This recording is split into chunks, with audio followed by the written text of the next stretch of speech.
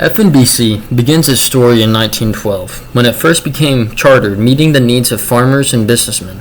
It changed from its initial agricultural heavy landscape to one driven by the desires of the retirees of the Ozarks. Over its 112-year stay, FNBC has won many awards, such as Best Places to Work in Arkansas by Arkansas Business in years 2018 to year 2022, and Best Banks to Work For by American Banker magazine from years 2015 to 2021. FNBC also achieved designation of a Community Development Institution in 2016, indicating the bank devotes 60% of its total lending to benefit low-income communities.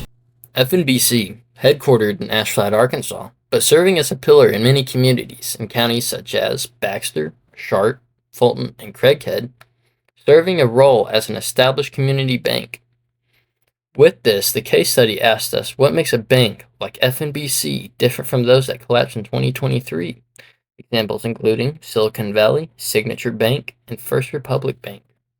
This led to us asking many notable individuals within FNBC what decisions has led to this bank's success. Individuals such as Marty Sellers, CEO, Chad Hudson, President, Michael Burris, Executive Vice President and CFO, and Rebecca Giltner, Senior Vice President and Internal Audit.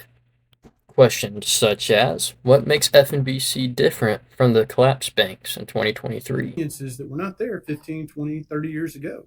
One of those conveniences is online banking and the ability with a click of a mouse or the click of a button to move cash from not only one account to another account within a bank, but from one bank to another bank that's 1,000 miles apart across the country.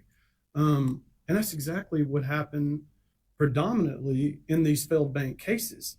The reason we're different today is, I don't know if it's good or bad. Today we think it's good, but our average depositor is nowhere near the size of the depositor that was with any of these three banks. And again, I talked about early on relationship banking. Most of those clients, I would venture to say, had never been seen or talked to a banker inside those walls in the whole time they had had an account with the bank. And so the bank, and I use this term a little bit facetiously, but they woke up one morning and the accounts were gone. They had been relocated at the click of a mouse to another bank somewhere in the country because reputation risk, you will hear that term a lot if you really dive down into banking. Reputation risk sounds simple, but it's very, very real. And that's what happened in this case predominantly. And is the bank asset or liability sensitive? Questions was, are you asset sensitive or liability sensitive? I assume that would be something of interest to y'all. So the answer to that is yes. We are both. Question that you need to find out is, what are you trying to solve? So I think generally speaking, you would say that they're asset sensitive if the income moves with interest rates.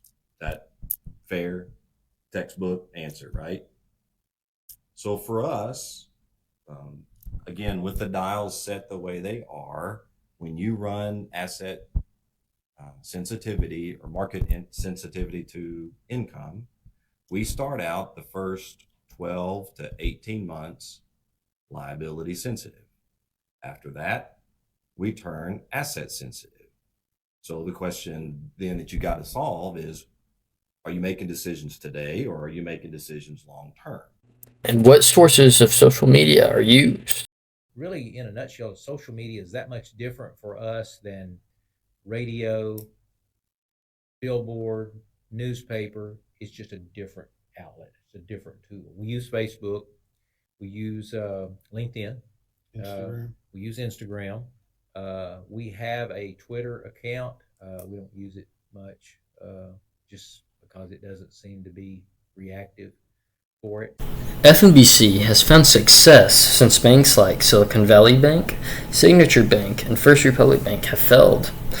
Success for FNBC has mostly came for their focus on their company mission, which is creating value for communities. The bank not only does this through its general business, but it also does many events such as charity events and scholarships. It has also seen growth in the last 5 years in not only its reach, but its assets and loans. FNBC hopes to continue this growth, to not only add value to new parts of Arkansas and the ones that they already exist in, but other states it has expanded into as well.